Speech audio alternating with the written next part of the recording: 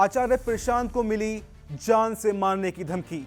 आखिर कौन है वो शख्स जिसने खुलेआम कहा कि पहली गोली 19 तारीख को मारूंगा।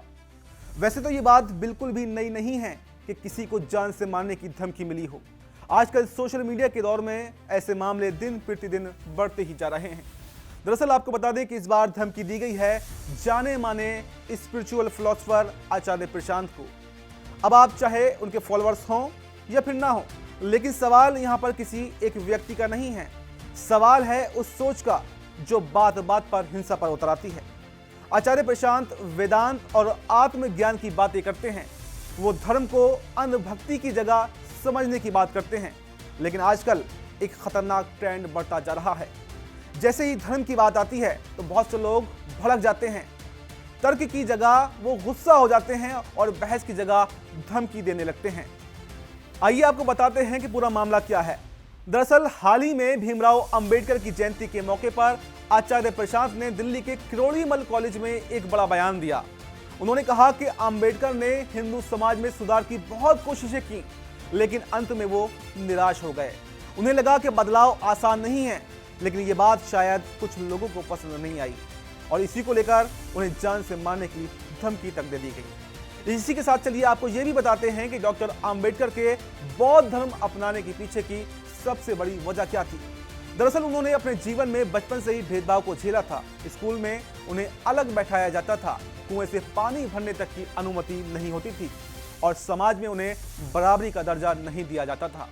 इतनी ऊंची शिक्षा हासिल करने और देश की संविधान निर्माता बनने के बावजूद उन्हें कई बार सामाजिक अपमान का सामना भी करना पड़ा। इन अनुभवों ने उनके मन में ये सवाल खड़ा कर दिया कि क्या ऐसा धर्म जिसमें इंसानों के बीच इतनी असमानता हो वास्तव में न्यायपूर्ण हो सकता है। हालांकि अंबेडकर ने शुरुआत में हिंदू समाज के भीतर रहकर उनको सुधार करने की पूरी कोशिश की।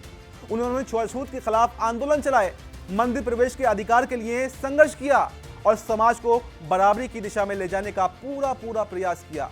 लेकिन समय के साथ उन्हें यह महसूस हुआ कि ये व्यवस्था इतनी गहराई से जड़ें जमा चुकी है कि इसे अंदर से बदलना बेहद कठिन है। इसी वजह से उन्होंने 1935 में ही एक ऐतिहासिक घोषणा कर दी थी कि मैं हिंदू के रूप में पैदा जरूर हुआ हूं, लेकिन हिंदू के रूप में मरूंगा नहीं। ये बयान उनके भीतर की गहरी निराशा और बदलाव की इच्छा को दर्शाता है। इसके बाद उन्होंने कई धर्मों का अध्ययन किया, जिसमें इस्लाम, ईसाई और सिख धर्म भी शामिल है, लेकिन अंत में उन्होंने बौद्ध धर्म को चुना जो उनके विचारों से मेल खाता था। अंबेडकर का यह निर्णय केवल व्यक्तिगत मुक्ति के लिए नहीं था, बल्कि एक सामाजिक क्रांति की शुरुआत भी थी। उन्होंने लाखों दलितों और वंचितों को एक नई पहचान और आत्मसम्मान का रास्ता दिया।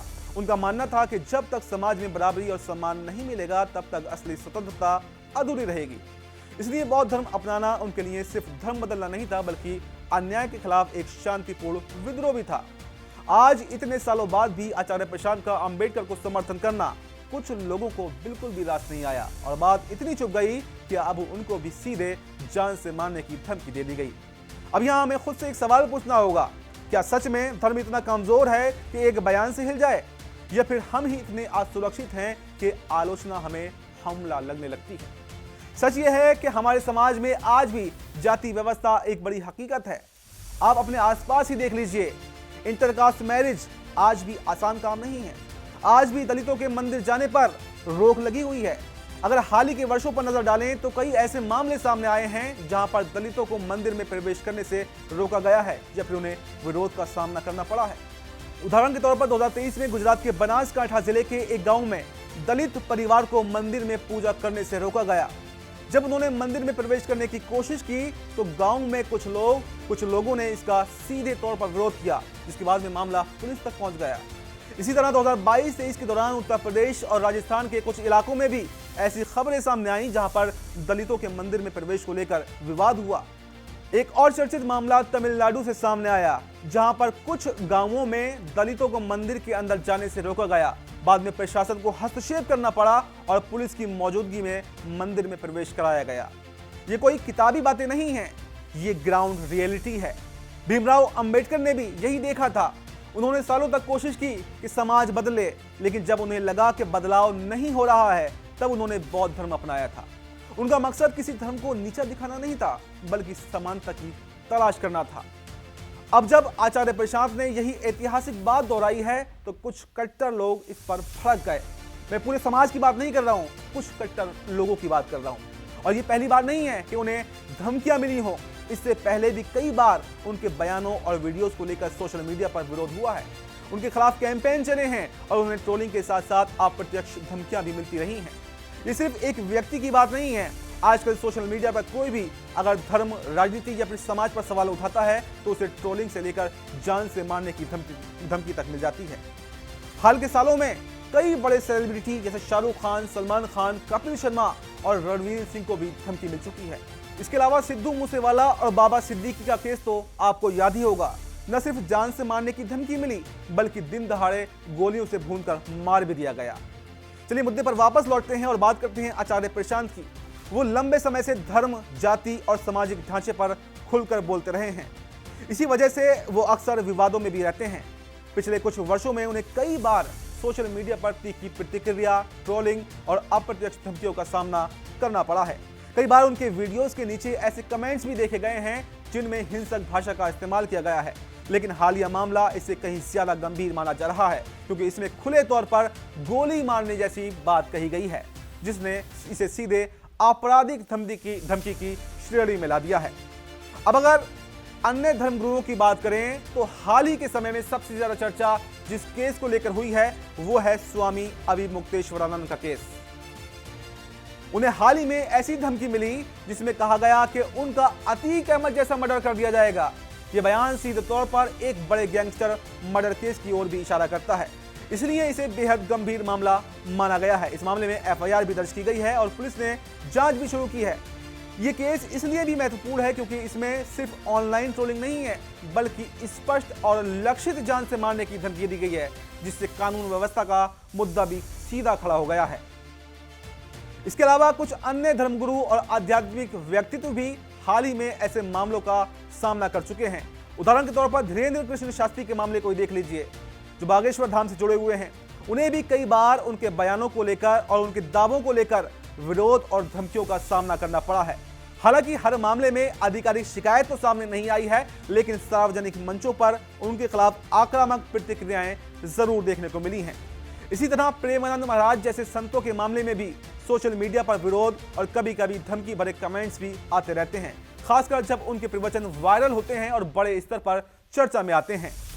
एक और उदाहरण युवा स्पिरिचुअल इन्फ्लुएंसर अभिनव अरोड़ा का भी है, जिनके परिवार ने दावा किया था कि उन्हें किसी गैंग से धमकी मिली है, जिसके बाद उनकी सुरक्षा को लेकर भी चिंता जताई गई थी।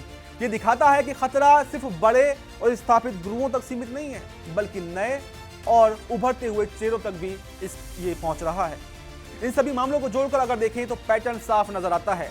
जो भी व्यक्ति धर्म, आस्था या सामाजिक मुद्दों पर खुलकर बोलता है उसे आज के समय में विरोध के साथ साथ कभी कभी धमकियों का भी सामना करना पड़ता है। कुल मिलाकर स्थिति ये बताती है कि आज के दौर में असहमति को लेकर सहनशीलता कम होती जा रही है। बहस और तर्क की जगह कई बार गुस्सा और धमकी अब ले रही है। यही कारण है कि चाहे आचार्य प्रशांत हों या फिर स्वामी अभिमुक्तेश्वरानंद जैसे बड़े धर्मगुरु हों, सभी को किसी न किसी रूप में इस तरह के दबाव को और खतरों का सामना करना पड़ रहा है। ये सिर्फ व्यक्तियों का मुद्दा नहीं है बल्कि समाज में बढ़ती असहिष्णुता का एक संकेत भी है, जिस पर गंभीरता से सोचने की जरूरत है। तो सवाल यह है कि लोग इतने आक्रामक आखिर हो क्यों रहे हैं? इसका जवाब थोड़ा गहरा जरूर है।